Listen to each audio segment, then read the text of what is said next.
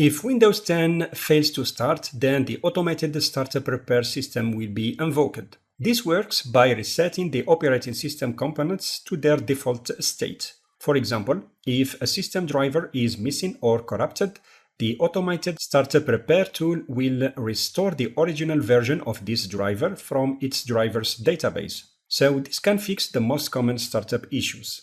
To show you how this works, I have corrupted a system file to simulate a boot failure so that you can see the automated startup repair in action. So now I'm going to start the virtual machine.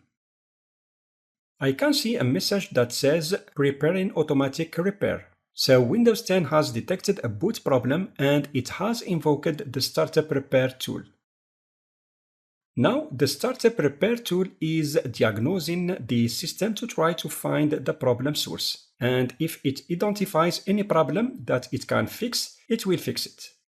It seems that the startup repair tool has found something and is now attempting repairs.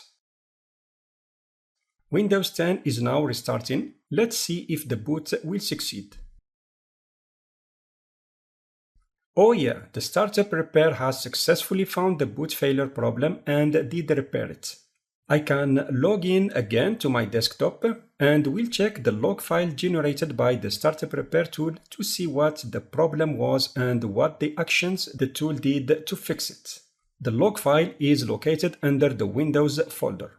System32, Log Files, SRT. The log file is named SRT Trail.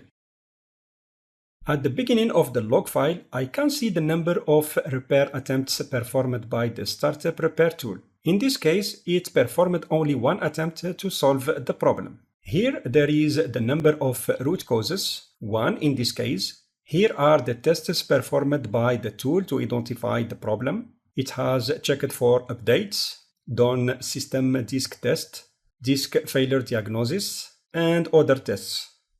At the end of the log file, it shows details about the root cause.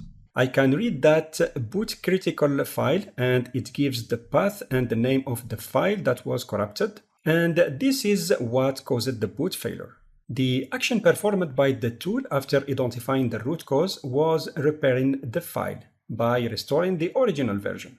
So the startup repair can fix some of the boot failures for you without you having to do something. But this is not always the case. The startup repair can't fix all boot failures, and you need to repair by yourself. This is what I'm going to cover in the next lessons.